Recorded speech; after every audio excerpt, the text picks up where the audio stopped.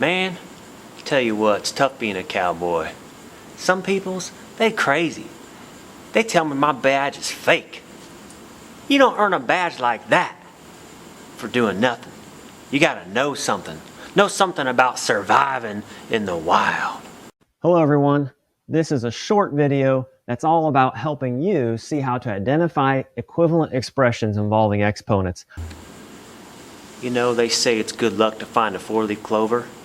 It's even more luck if you can find two dandelions that is identical.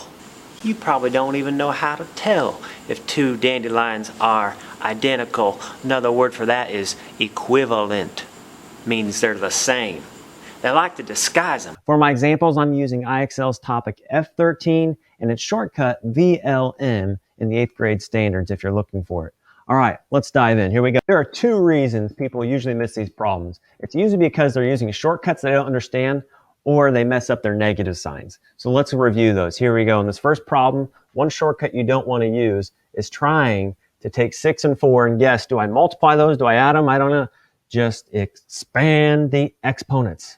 If we expand the exponents, that means this 6 tells us we have 6 of what's below. And they're connected by the little bitty 6 tells you they're connected by the little bitty dot. All right, there's our 6, 7 to the 4th.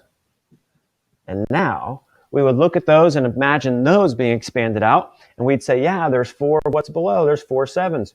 Oh, this is going to take a long time. Can I fast forward?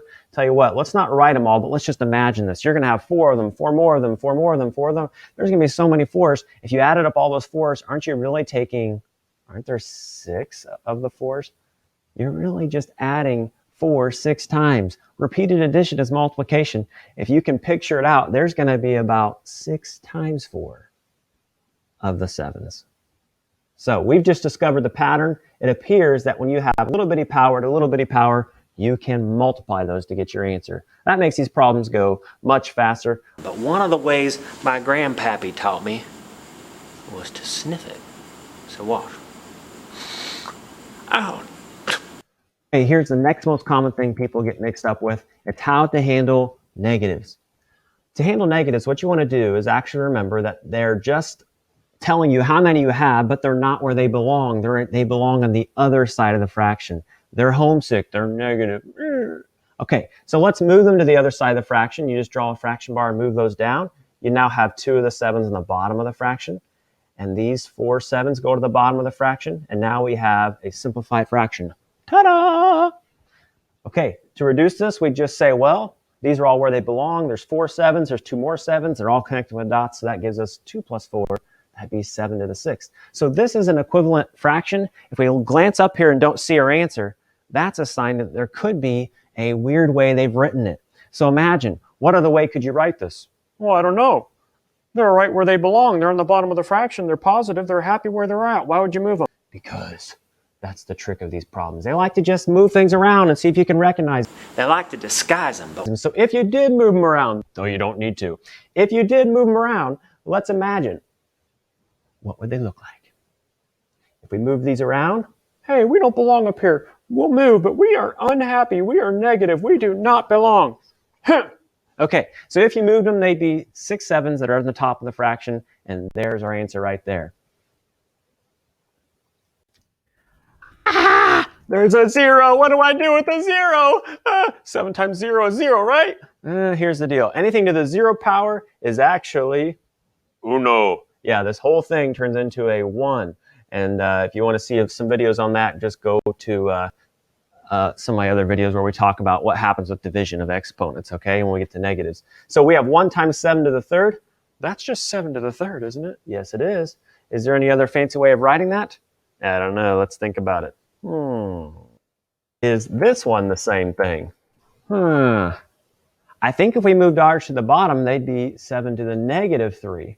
So I don't see that answer there, so this one isn't it. 7 to the 0, the answer. They don't suddenly turn into 0 of them. If you reduce this one, maybe 9 divided by 3 is 3. Don't use patterns. Picture those out. Expanded, you'd end up with 6 of those right here, so this isn't the answer. How is that one? That has a 4. Oh, wait a second. If I reduce that, 1 would cancel on top and bottom, and I'd have 7 to the... Those little tricksters. One way to tell if two dandelions are equivalent is to count the seeds.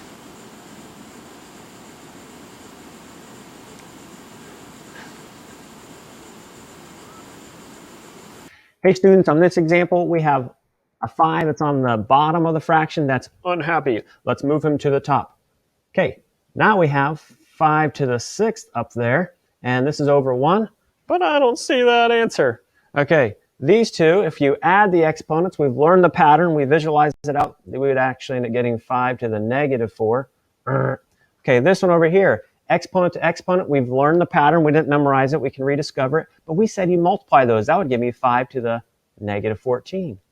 Okay, this one here, if you, wait a jiffy, if we actually multiplied these two, negative times negative, you would actually get a positive exponent. Ding, ding, ding, ding, ding. But the best way to get dandelion luck is to find two dandelions that are equivalent and to figure it out by... That is the equivalent expression. Hey, I hope now you know the why behind these curveball problems and you can now knock it out of the park and send it flying. Yeah! Okay, that's going to wrap up this topic, F.13, identifying equivalent expressions involving exponents. Thanks, guys, for joining. Make sure to click down below, subscribe if you'd like to see more helpful videos like this one. And if this has helped you in any way, maybe giving you a needed laugh. Or maybe giving you a needed clarity on a tricky topic, would you please just write something down below? I'm an extroverted math teacher sitting in a room all by myself, and you see, I just need some feedback to give me some fuel to know these are helping you guys. All right, thanks a lot, guys. We'll catch you guys later. Bye-bye. tasting them.